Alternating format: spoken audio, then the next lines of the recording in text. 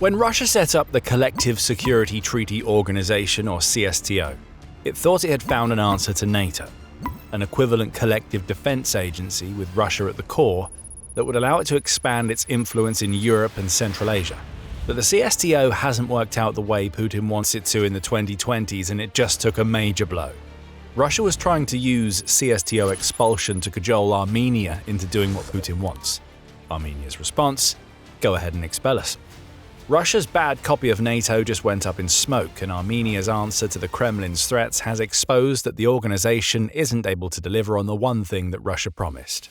On August 24th, the news broke that Armenia's Prime Minister Nikol Pashinyan declared that his nation would welcome expulsion from the CSTO. He claims that members of the CSTO, or probably more accurately just Russia, are already discussing this expulsion, and that the organization's charter also allows for the expulsion of members. That part of the charter would have been put there by Russia as leverage against members, allowing the Kremlin to dangle the loss of security guarantees in front of any member who got out of line. To Russia, Armenia is a long way out of line by simply electing Pashinyan, who isn't shy about his pro-West platform in the first place. Now, Armenia's Prime Minister says whatever leverage Putin thinks that he has in his ramshackle copy of NATO isn't going to work. Before we dig deeper, are you enjoying our reporting? Subscribe and share your thoughts below, and if you'd like to support the real people behind the channel, consider becoming a member for exclusive content. Pashinyan's claims come after he announced that Armenia will continue the freeze on cooperation with the CSTO that it put in place back in February 2024, which he says was the result of Russia failing to protect Armenia during its recent conflicts with Azerbaijan. This theme of Russia failing as a security partner will come up again, so keep it in mind. Discussing his decision, Pashinyan said, "I can say with certainty that we will not activate our work in the CSTO. We will not activate it," as he made his revelation that he knows that discussions about Armenia's expulsion are ongoing. "I'll be very pleased if the organization decides to expel the Republic of Armenia from the Collective Security Treaty Organization," Pashinyan added, finishing off with a statement that will have really stung Putin. "At least it will free us from the dilemma of not leaving." Those 12 words will feel like a dagger plunged into Putin's heart because they represent Armenia telling Russia that the CSTO isn't living up to its promises as a collective defense organization. In other words, Armenia simply doesn't view the CSTO as anywhere near as important as Moscow wants it to be. And to compound that pain, Russia will also know that Armenia's collective eyes have already been turned by a much more attractive option.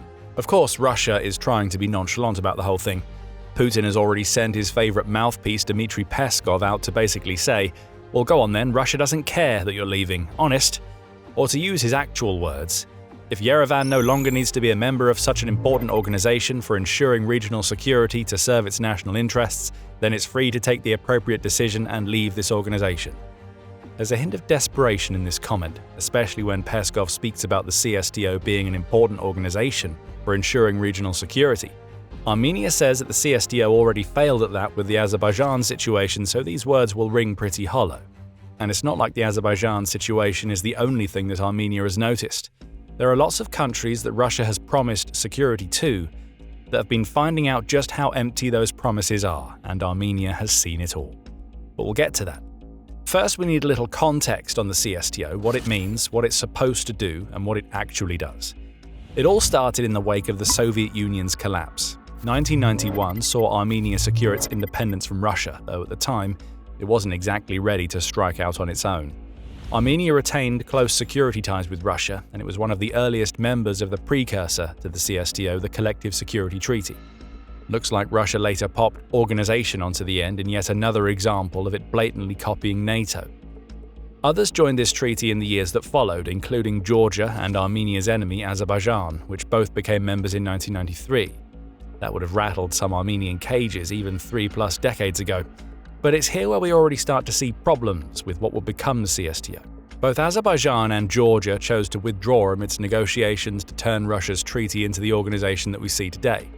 Uzbekistan has also had a fractured history with the CSTO and its precursor. It joined Russia's Collective Security Treaty but left in 1999. It then joined the CSTO in 2006 but chose to leave again in 2012. These are all hints that Russia's version of NATO wasn't delivering what it promised to its members. And just for a little bit of fun, do you want to take a guess at how many NATO members have chosen to leave once they're in? If you said 0, then ding ding ding, you're a winner. Even with all of this turmoil, Russia pushed ahead with the formation of the CSTO. The organization became official in 2002, with its original signatories being Kazakhstan, Armenia, Kyrgyzstan, Tajikistan, Uzbekistan, and Russia. The organization was founded under principles similar to NATO, especially when it comes to collective defense. The CSTO has its own version of Article 5, through which an attack on one member is considered an attack on all. Member states also conduct joint military exercises and training to enhance their interoperability, just like NATO. And for a while, especially when Russia as the main member wasn't really being called upon to act as a security partner in any direct way, the CSTO worked. Back in 2013, Yulia Nikitina, who was part of the Moscow State Institute of International Relations, noted that the CSTO maintained 4 core types of forces. Among them were a collective rapid deployment force with 4,000 members focusing on Central Asia, a large 20,000-person reaction force, and a collective peacekeeping force containing 3,500 soldiers and 800 police officers. The first 2 are regional groups, one managed by Russia and Belarus, and the other overseen by Russia and Armenia. So Armenia's freezing of its contributions and willingness to leave are going to impact at least part of the CSTO, and maybe all of these force projections. Again, it's all very NATO-like, down to the point where a single member leaving could cause drastic changes in planning. Still, what the CSTO was supposed to offer, more than anything else, was a way for Russia to project its influence over the countries that became members, which in turn allows for the projection of influence over the regions where those nations are located. Members are supposed to have equal standing. Nominally, they do. In practice, Russia sits at the head of the table, as seen by Russia giving itself the power to block NATO operations that might involve CSTO members. This focus on Russia is the CSTO's main weakness. It shows us that the entire group is ultimately set up for the Kremlin's benefit. Again, that's fine if Russia can manage its part of the deal. CSTO members let Russia lead the way because Russia is supposed to be providing them with security guarantees. After all, none of the CSTO's members are major military powers. It's telling that Russia isn't really trying to rely on any of them outside of Belarus in its war against Ukraine, and Belarus is only in the fold because it borders Ukraine. The deal was simple. Russia provides the muscle, and the other CSTO members offer up regional influence. One part of that deal breaking down leads to the other failing, and that's precisely what we're seeing with the Armenia situation right now. And to make matters even worse for Russia, Armenia isn't just happy to leave the CSTO. It's also cozying up to the precise types of Western powers that the CSTO is supposed to keep away from the nation. If that becomes a trend among other CSTO nations, everything changes in Russia's NATO. Before we go further, you're watching The Military Show, and this is why we make videos to explain how power really moves. If you like what you see, make sure you subscribe and enable notifications. If Armenia saying it's happy to be expelled from the CSTO felt like a body blow for Putin, what Pashinyan said next would have felt like a haymaker to the jaw. On August 24th, Armenia's Prime Minister told Parliament that the country is soon going to launch its bid to join the European Union, or EU.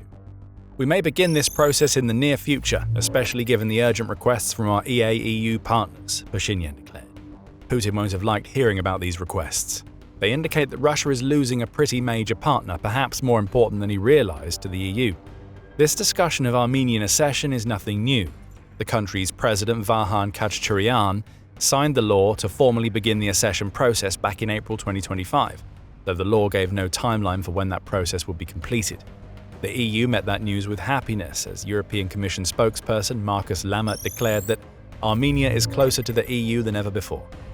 Closer to the EU and much further away from Russia and Putin's poisonous influence. Just as with Armenia's hints that it will be happy with CSTO expulsion, Russia isn't happy about any of it.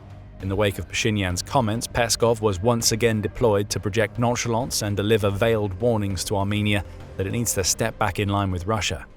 Regarding the application for EU membership, I always recommend remembering the experience of Turkey and a number of other countries. Decades have passed since they submitted their applications, yet the situation remains largely unchanged, Peskov declared. This is desperate, even for the Kremlin. The reason why Turkey hasn't become an EU member is because of the deteriorating standards of the democratic process in the country, along with some very questionable decisions made by President Recep Tayyip Erdogan. It contributes to these democracy-related issues and has also approved crackdowns on peaceful protests, which makes the EU wary. Armenia doesn't have these problems. If anything, its move away from Russia and ability to counteract Putin's misinformation campaigns and election tampering shows that it's a much stronger candidate for EU membership than Turkey right now. So if the Kremlin's strategy is to say, "But look at Turkey," Armenia can simply reply, "Exactly, we aren't Turkey." Russia's other strategy is to tell Pashinyan to call a referendum on Armenia's EU membership. Pashinyan has already told Putin back in July that such a referendum wouldn't be possible until Armenia starts its official bid to join the EU.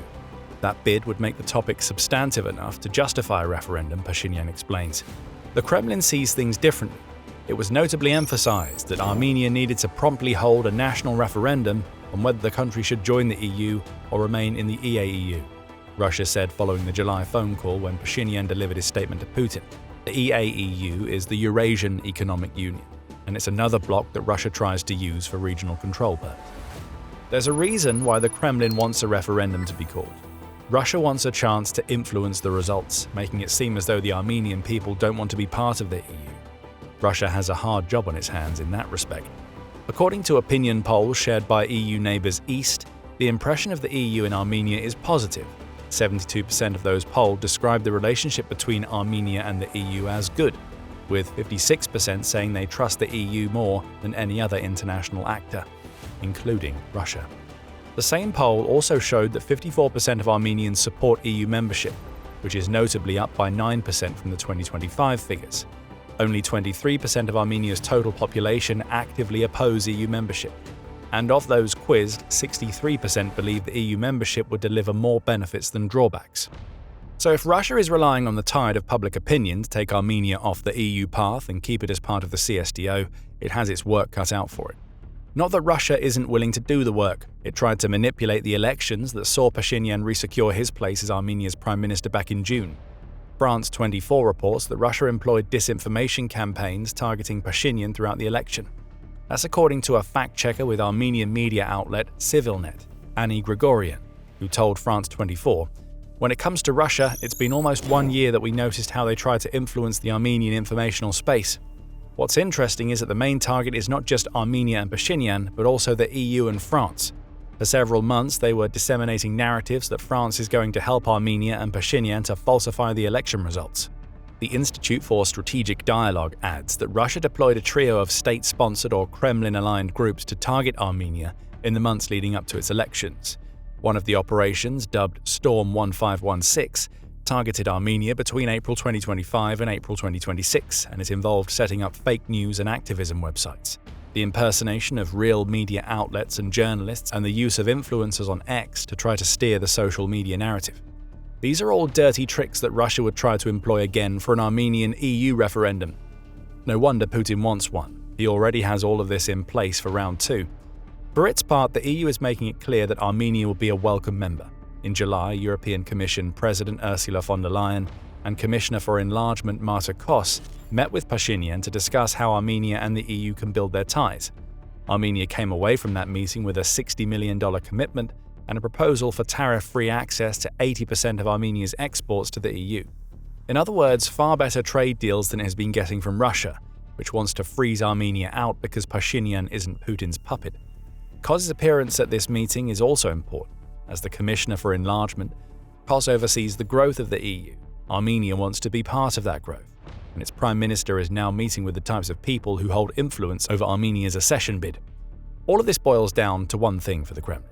It's being forced to watch as Armenia embraces the Western influence that the CSTO was supposed to serve as a barrier against. That, more than anything else, shows us that Russia's version of NATO is falling apart. It's all because of something that we touched on earlier. Russia has been exposed as a terrible security partner. The whole point of CSTO membership for any nation aside from Russia is that Russia is supposed to offer protection. The bad promise made by Russia has caused all of this, and we're not just talking about Russia's failure to protect Armenia in the Azerbaijan situation. In the past couple of years, Russia has promised to support allies in Venezuela, Syria, and Iran. And what has happened? The dictatorial leaders of Venezuela and Syria have been deposed, with Russia barely raising a finger to help other than sending a few weapons. Iran is in an active war with the US, and all Russia seems willing to do is offer some intelligence. Armenia has seen all of this and has reached the same conclusion that the Times reached with its sarcastic headline, "With friends like Putin, who needs enemies?" Russia's utter failure to deliver on its part of the CSTO deal is resulting in the Russian copy of NATO falling apart. And it's not just Armenia being willing to leave that's a factor here. Putin's decision to invade Ukraine has caused fractures in the organization, not least because every non-Russian member has seen how Putin responds when a smaller country than Russia doesn't do what Russia wants. CSTO members will also have seen Russia wage a war against Georgia, which was once a member of the CSTO precursor, so it's not like CSTO membership is any sort of security guarantee, both in terms of Russia's failure to protect and the prospect of being a victim of Russian aggression. As the Center for European Policy Analysis points out, Kazakhstan is actively distancing itself from the CSTO. Kyrgyzstan seems to be doing the same thing. In October 2022, it even cancelled a CSTO military exercise just one day before it was set to begin, which tells us that things haven't been right in the CSTO ever since Putin invaded Ukraine. As much as Putin tries to create division in the real version of NATO, he can't seem to do anything to stop the very real fractures that have developed within the CSTO from becoming gaping chasms. We can even see these fractures from the one time that the CSTO has been called upon to fulfill its collective defense purpose. In January 2022, Kazakhstan called on the CSTO for help with dealing with armed clashes that were sparked by mass unrest in the country. The CSTO sent a peacekeeping force, but that force only stayed in Kazakhstan for 5 days. According to the Baku Research Institute, that's because Kazakhstan had no interest in Russia maintaining a position in the country under the guise of being a peacekeeping force. Even when Russia tries to follow up on its security promises, CSTO members don't want its involvement. That tells you how badly Putin has poisoned the well that he played the biggest part in digging. All of this leaves the CSTO in a bad position. Russia's version of NATO is actively falling apart, and Armenia's willingness to leave may end up being the catalyst for an exodus. And on top of all of this, it's not just the EU that is seeking to become a more active partner with Armenia. The US under President Donald Trump also wants to partner with the nation. Trump has played a bigger role in solving the conflict between Armenia and Azerbaijan than Putin ever did, a point where he brought Pashinyan and Azerbaijani President Ilham Aliyev together to sign a peace agreement in August 2025. Other strategic deals have been signed since, and Pashinyan has emphasized his desire to deepen Armenia's relationship with the US, which includes enabling American investment into his country. Again, all of this is happening because the CSTO failed to deliver on its promises. But do you know what is as big a sign of the Russian NATO's failure as Armenia's decision to leave? The leader of one of its member nations sitting across from Putin and telling him that Russia is losing the war in Ukraine. That's what Kazakhstan's president, Kassym-Jomart Tokayev, did in early August. He sent a message to Putin that the CSTO may be on the verge of losing more than one member. Find out more by watching our video, and if you enjoyed this video, consider subscribing and letting us know your thoughts below. You can also become a channel member for access to exclusive content that we don't publish publicly. And thank you, as always, for watching.